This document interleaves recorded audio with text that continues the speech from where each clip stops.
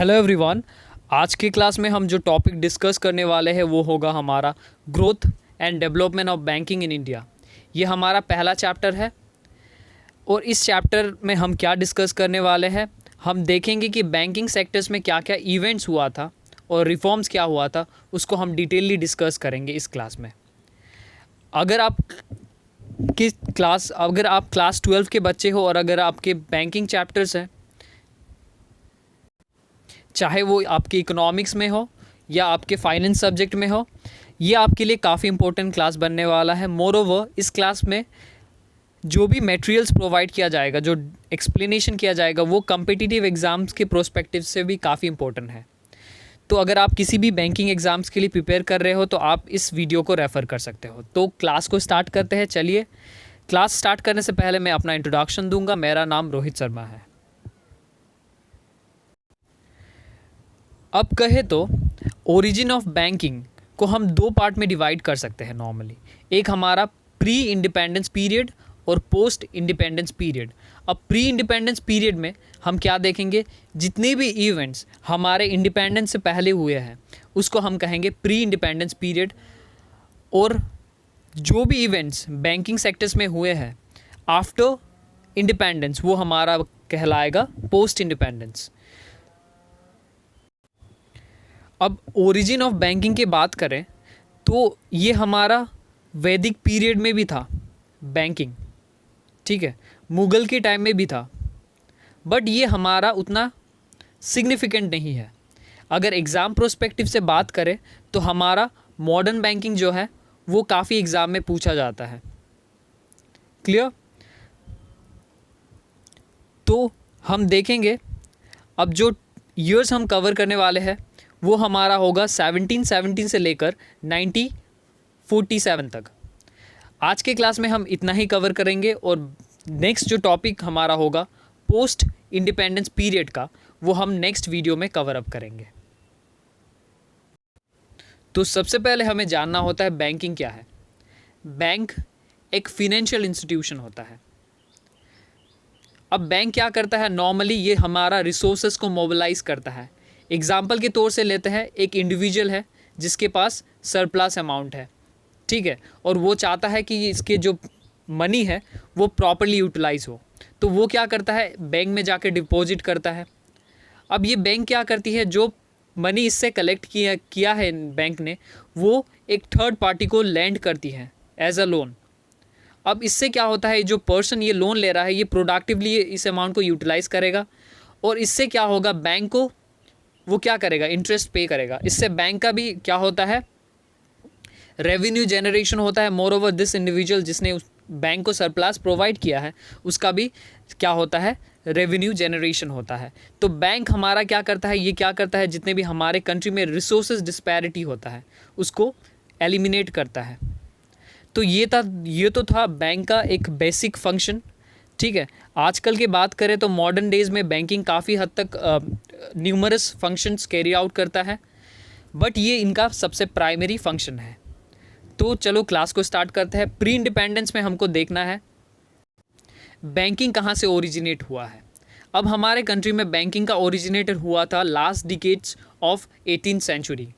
किसके एंट्री के द्वारा, ईस्ट इंडिया कंपनी के एंट्री के द्वारा हुआ था, ठीक है। उसके बाद हम देखेंगे फर्स्ट बैंक हमारे कंट्री में जो इस्टेब्लिश हुआ था कौन सा है, फर्स्ट बैंक है हमारा बैंक ऑफ हिंदुस्तान, जो कि इस्टेब्लिश हुआ था इन द ईयर 1770 में। अब ये किसके द्वारा इस्टेब्लिश किया गया था, this was establish by Alexander and company, ठीक है। बट आफ्टर 5 डिकेड्स ये बैंक क्या होता है, लिक्विडेटेड हो जाता है, बंद हो जाता है। अब इसके बारे में भी हम डिटेलली डिस्कस करेंगे।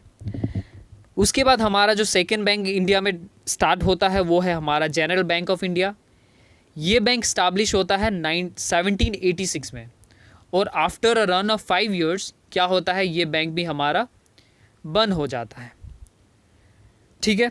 अब ये जो दो बैंक दिया गया है, ये दो बैंक क्या है, हमारे यूरोपियंस ओन्ड बैंक है। ये इनके जो ऑनर्स थे वो कौन थे, यूरोपियंस थे, ठीक है। उसके बाद हमारा अपना इंडिया का बैंक स्टैब्लिश होता है, जो कि फर्स्ट इंडियन ऑन बैंक है, जो कि है इलाहाबाद बैंक, जिसको हम जो स्टार्ट हुआ था इन द ईयर 1865 में। This was exclusively on by Indians. तो नेक्स्ट स्लाइड में मूव करते हैं। अब यहाँ से समझना है एजेंसी हाउसेस क्या है। अब हमारे कंट्री में at the last decade of 18th century East Indian companies आते हैं, ठीक है। अब ईस्ट इंडिया कंपनीज क्या है हमें समझना है। ड्यूरिंग द 18th सेंचुरी जितने भी हमारे यूरोपियन नेशंस थे वो क्या करते हैं, एक्सपीडिशन स्टार्ट करते हैं। वो एक्सपीडिशन कहाँ करते हैं, एशियन कंट्रीज़ में। उस दौरान वो आ पहुँचते हैं इंडिया में। जब वो इंडिया में आते हैं तो वो देखते हैं कि इंडिया में काफ़ी हद तक रिसोर्सेस है, नेचुरल रिसोर्सेस। तो वो क्या करते हैं, अपने बिजनेस सेटअप करते हैं सूरत में और वो ट्रेड करना स्टार्ट कर देते हैं अक्रॉस द नेशन। क्लियर। अब किस किस चीज़ में वो ट्रेड करते हैं, स्पाइसेस, कॉटन, सिल्क, इंडिगो। अब ध्यान देना है इंडिगो हमारा प्राइमरी सोर्स था, इनका प्राइमरी कम्योडिटीज़ था। क्लियर। उसके बाद वो टी में डील करते हैं, ठीक है। अब हमें पता है किसी भी बिजनेस या ट्रेड को करने के लिए हमारे उस कंट्री में प्रॉपर बैंकिंग फैसिलिटीज़ होना चाहिए। क्लियर।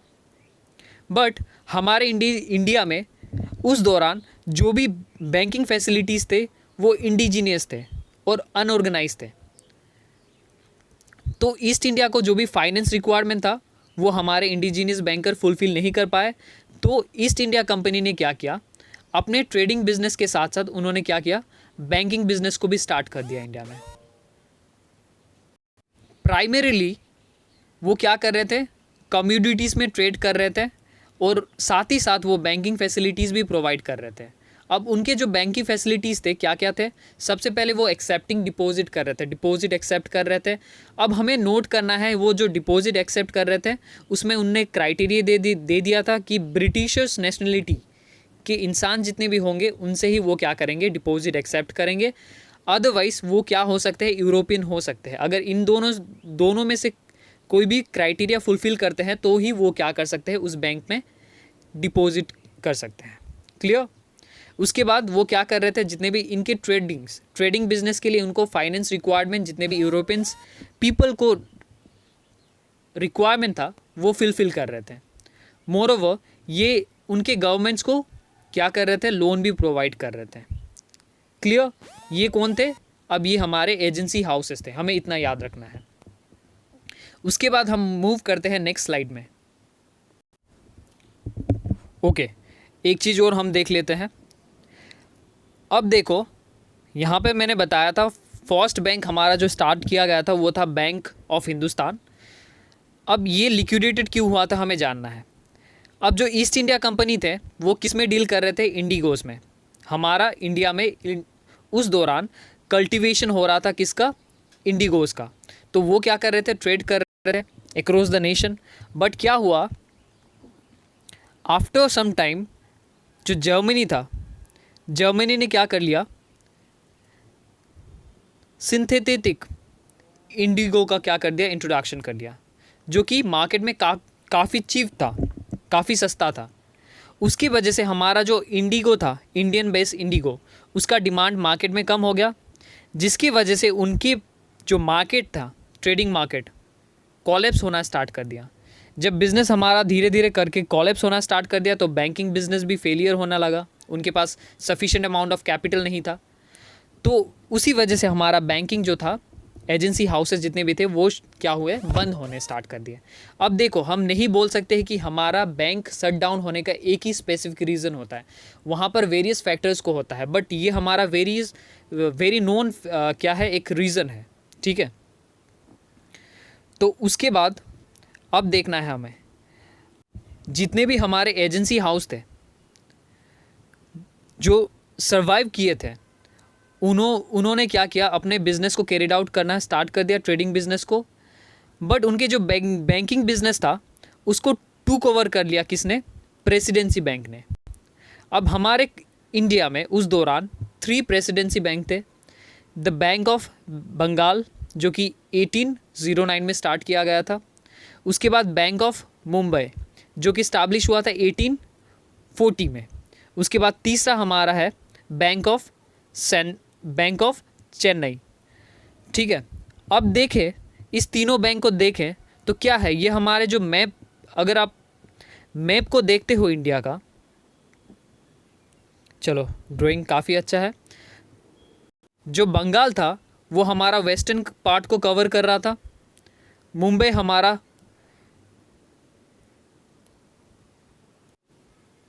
सॉरी हमारा जो बंगाल था वो क्या कर रहा था, ईस्टर्न पार्ट को कवर कर रहा था। जो हमारा मुंबई था वो वेस्टर्न पार्ट को कवर कर रहा था, और चेन्नई हमारा साउदर्न पार्ट को कवर कर रहा था। क्लियर? उसके बाद नेक्स्ट देखते हैं हम स्वदेशी मूवमेंट। उसके बाद हमारे कंट्री में आते हैं स्वदेशी मूवमेंट। अब देखो जितने भी बैंक हमारे कंट्री में स्टैब्लिश हुए किए गए थे वो किए गए थे यूरोपियंस के द्वारा। अब हमारे अपने कंट्री में हमारा अपना कुछ भी एग्जिस्टेंस नहीं था, तो हमारे जितने भी लीडर्स थे, ठीक है, उन्होंने डिसाइड किया कि हमें अपना ही बैंक स्टार्ट करना है। तो उस दौरान काफ़ी बैंक स्टैब्लिश किया गया था। एग्जाम्पल हमारे स्क्रीन में है इलाहाबाद बैंक, जो कि स्टैब्लिश किया गया था 1865। और याद करना है ये हमारा इंडिया का सबसे पहले बैंक है जो कि एंटायरली एस्टैब्लिश बाय इंडियंस। उसके बाद हमारे पास है पंजाब नेशनल बैंक, जो कि एस्टैब्लिश हुआ था 1894 में। उसके बाद दिया गया है बैंक ऑफ इंडिया, जो कि एस्टैब्लिश हुआ था 1906 में। उसके बाद है हमारे पास सेंट्रल बैंक ऑफ इंडिया, जो कि एस्टैब्लिश हुआ था 1911 में। उसके बाद दिया गया है कैनरा बैंक, एस्टैब्लिश हुआ था 1906 में। बैंक ऑफ बड़ौदा 1908 में। आपको अगर बैंकिंग एग्ज़ाम के लिए प्रिपेयर कर रहे हो तो ये डेट को याद रखना है, सीक्वेंस वाइज एग्ज़ाम में पूछ सकते हैं। उसके बाद हमारा आता है इंपीरियल बैंक ऑफ इंडिया। अब इंपीरियल बैंक ऑफ इंडिया कब स्टैब्लिश किया गया था? ये स्टैब्लिश किया गया था 1921 में। अब कौन से एक्ट के द्वारा ये स्टैब्लिश किया गया था? ये स्टैब्लिश किया था imperial bank of India act, जो कि हमारा 1920 का था। ठीक है, अब कैसे फॉर्म किया था हमने? जो भी हमारे 3 प्रेसिडेंसी बैंक थे उनको हमने एमलगेमेट कर दिया था। ठीक है, एमलगेमेट करके हमने एक बैंक फॉर्म किया था जिसका नाम था imperial bank of India. Clear? अब ये बैंक क्या कर रहा था? जितने भी हमारे बैंकिंग बेसिक फंक्शन होता है, जैसे कि general banking function, accepting deposit, granting of loans, credit creation, वो कर रहा था। मोरओवर जितने भी हमारे सेंट्रल बैंकिंग फंक्शन होता है वो भी ये क्या कर रहा था? कैरिड आउट कर रहा था उस दौरान। क्लियर इतना तक? उसके बाद although this bank was carrying on central banking function, but this bank was not authorized to issue any currency notes. Next अब हम देखेंगे, काफ़ी इंपॉर्टेंट टॉपिक है हमारे लिए, reserve bank of India. Reserve bank of India establish कब हुआ था? 1935 में एस्टैब्लिश हुआ था। अब कौन से एक्ट के द्वारा एस्टैब्लिश किया गया था? Reserve bank of India act, जो कि 1934 है। ठीक है, अब ये हमारे कंट्री में किसने रिकमेंड किया था कि हमारा अपना खुद का एक सेंट्रल बैंक होना चाहिए? ये रिकमेंड किया गया था हिल्टन यंग कमीशन के द्वारा, जो कि किया गया था 1926 में। जब उन्होंने 1926 में रिकमेंड किया था, उस टाइम में हमारे पार्लियामेंट में एक बिल ड्रॉ किया गया था for the establishment of reserve bank of India. But ये बिल हमारा पास नहीं हुआ था, क्योंकि हमारे पास वेरियस क्लास ऑफ पीपल थे जो कि इस प्रपोजल को एक्सेप्ट नहीं कर रहे थे। उसकी वजह से हमारे ये जो बिल था 1927 में रिजेक्ट किया गया था। ठीक है, उसके बाद हमारा एक इवेंट आता है 1930, ग्रेट डिप्रेशन पीरियड। हमारे यूएसए में ग्रेट डिप्रेशन आता है, उसके वजह से हमारे एंटायर नेशन जितने भी है वो इफ़ेक्टेड होते हैं। उसके वजह से हमारे कंट्री में जितने भी छोटे मोटे बैंकिंग बिजनेस ऑपरेट कर रहे थे जो कि अनऑर्गेनाइज थे, वो भी क्या होने लगे? लॉस सफ़र करने लगे। उसकी वजह से जितने भी बैंक्स थे हमारे कंट्री में वो स्लोली शट डाउन होने लगे। तो गवर्नमेंट को लगा अब हमें क्या करना है, एक सुपरवाइज़र क्या करना है, सुपरविजन बॉडीज़ बनाना है जो हमारे जितने भी बैंकिंग्स होंगे उसको क्या करेंगे, गवर्न करेंगे। उसके लिए फिर से इन द ईयर 1933 में हमारा एक प्रोपोज़ल ड्रॉ किया गया था पार्लियामेंट में। वो क्या था? फिर से जो हिल्टन यंग कमीशन ने रेकमेंड किया था हमें, उसी बिल को फ्रेशली इशू किया गया था। The white paper on Indian constitutional reform के द्वारा, ठीक है। और ये एक्ट 1934 में हमारा पास्ट हो गया था और बिल से ये हमारा एक्ट बन गया था और 1935 में अल्टीमेटली हमारा reserve bank of India form होता है। क्लियर? अब देखना है हमें रिजर्व बैंक ऑफ इंडिया को क्या क्या फंक्शन हमें ठीक है गवर्नमेंट ऑफ इंडिया ने प्रोवाइड किया था। इसको प्रोवाइड किया गया था इशू ऑफ करेंसी। जितने भी हमारे कंट्री में करेंसी नोट्स होते हैं वो किसके द्वारा इशू होंगे? Reserve bank of India. इसको सोल क्या दिया गया है? अथॉरिटी दिया गया है। ये काफ़ी इंपॉर्टेंट चैप्टर है। इसमें मैं सेकेंड सीरीज़ भी लेके आऊँगा वीडियो में। इसमें हम ज़्यादा रिजर्व बैंक के बारे में डिस्कस नहीं करेंगे क्योंकि अगर हम जितने भी हमारे टॉपिक्स होते हैं अगर कवर कर लिए तो ये ऑलमोस्ट काफ़ी लंबा वीडियोस बनेगा। तो हम ओवरव्यू देखते हैं इसका। उसके बाद क्रेडिट कंट्रोल। अब हमें क्या करना होता है? मार्केट में मनी सप्लाई को कंट्रोल करना होता है, जो किसके द्वारा किया जाता है? क्रेडिट कंट्रोल के द्वारा, क्रेडिट पॉलिसी के द्वारा किया जाता है। अब ये भी किसके हाथ में था? रिजर्व बैंक ऑफ इंडिया के हाथ में था। मोरओवर रिजर्व बैंक को क्या किया था? सुपरवाइजर बॉडीज़ बनाया गया था। वो क्या कर रहा था? जितने भी हमारे बैंक्स ऑपरेट कर रहे थे इंडिया में उसको भी रेगुलेट करना स्टार्ट कर दिया था। क्लियर? इसके साथ हमारा रिजर्व बैंक ऑफ इंडिया भी कंप्लीट होता है। उसके बाद हम नेक्स्ट स्लाइड में मूव करते हैं। अब देखते हैं failures of banking in India. अब हमें पता है इंडिया प्री इंडिपेंडेंस में हमारा अगर ग्राफ देखें तो ग्रोथ का ग्राफ कुछ ज़्यादा अच्छा नहीं है। हमारे पास ऑलमोस्ट 600 अनऑर्गेनाइज बैंक थे, वो भी स्लोली शट डाउन होने को स्टार्ट हुए थे। ठीक है, तो अब हम देखते हैं क्या क्या रीज़न थे जिसकी वजह से हमारे जितने भी बैंक्स इंडिया में ऑपरेट कर रहे थे वो फेलियर हो रहा था। सबसे पहले जितने भी हमारे अकाउंट होल्डर्स थे उनको बैंक के ऊपर भरोसा नहीं था। उनको लग रहा था कि ये एक फ्रॉड्यूलेंस काम कर रहे हैं, क्योंकि हमारे इंडिया में जितने भी अनऑर्गेनाइज बैंक थे वो शॉर्ट पीरियड के टाइम में ही बंद हो रहे थे। तो उसके कारण ट्रस्ट वर्दीनेस जो बैंक के ऊपर था जितने भी इंडियन पीपल्स के थे वो ख़त्म हो चुका था। Secondly, lack of machines and technologies. Proper technologies and machines हमारे पास नहीं थे। बैंक बिजनेस को कैरिड आउट करने के लिए उतना प्रॉपर इंफ्रास्ट्रक्चर हमारे पास नहीं था, जिसकी वजह से हम बैंकिंग बिजनेस को प्रॉपरली कैरिड आउट नहीं कर पा रहे थे। Second, human error, time consuming. काफ़ी जो बैंकिंग बिजनेस जो थे हमारे काफ़ी टाइम कंज्यूमिंग था। अगर आज के टाइम में आप देखते हो तो बैंकिंग क्या है हमारा काफ़ी इजी हो गया है, काफ़ी मॉडर्नाइज हो गया है। अगर आप घर बैठ के बैंकिंग फैसिलिटीज़ अवेल कर सकते हो। हमारे पास NEFT है, RTGS है, जिसके द्वारा आप इंस्टेंट फ़ंड ट्रांसफ़र कर सकते हो, रेमिटेंस ऑफ फंड कर सकते हो। बट उस टाइम में काफ़ी ये टाइम कंज्यूमिंग था। हमें किसी भी तरह का बैंकिंग ट्रांजेक्शन को अवेल करने के लिए हमें काफ़ी लॉन्ग पीरियड लगता था। अगर हम 5 इयर्स एगो का एग्जांपल लेते हैं, ठीक है, 5 इयर्स एगो अगर हम देखें तो अगर आपको किसी भी बैंक में चेक डिपॉजिट करना था तो उसके लिए आपको कितना टाइम लगता था? Almost 5 days, right? तो अगर 5 इयर्स पहले का कंडीशन ऐसा था तो आप जान सकते हो ऑलमोस्ट सेंचुरी पहले कैसा हमारा कंडीशन होगा, वो हम जान सकते हैं, एजम्पशन ले सकते हैं, राइट? उसके बाद फ्यू फैसिलिटीज़, हमारे पास प्रॉपर इंफ्रास्ट्रक्चर नहीं था, प्रॉपर ग्रोथ नहीं था कंट्री का, तो उसी वजह से हमारे पास फैसिलिटीज़ नहीं था, जिसकी वजह से हमारा बैंकिंग कंस्टेंटली फेलियर्स हो रहा था। उसके बाद proper management skill, banking business को चलाने के लिए हमें प्रॉपर मैनेजमेंट स्किल चाहिए, वो भी इनके पास नहीं था, जिसकी वजह से हमारे जितने भी बैंकिंग बिजनेस है फ्रीक्वेंटली क्या हो रहे थे? शट डाउन हो रहे थे। अब हमारा पोस्ट इंडिपेंडेंस पीरियड आता है। अब ये पोस्ट इंडिपेंडेंस पीरियड हम सेकेंड पार्ट में कवर करेंगे। पोस्ट इंडिपेंडेंस पीरियड हमारे लिए काफ़ी इंपॉर्टेंट है क्योंकि यहाँ पर काफ़ी ग्रोथ दिखाई देता है हमें। आफ्टर इंडिपेंडेंस हमारा इकोनॉमिक पॉलिसीज़ आता है। इकोनॉमिक पॉलिसीज़ के गोल की वजह से हमारे इकोनॉमिक्स बैंकिंग सेक्टर से वो काफ़ी रैपिड ग्रोथ लेता है। वो हम डिस्कस करेंगे second part of the videos के लिए। आज के लिए हम इतना ही करेंगे। Thank you.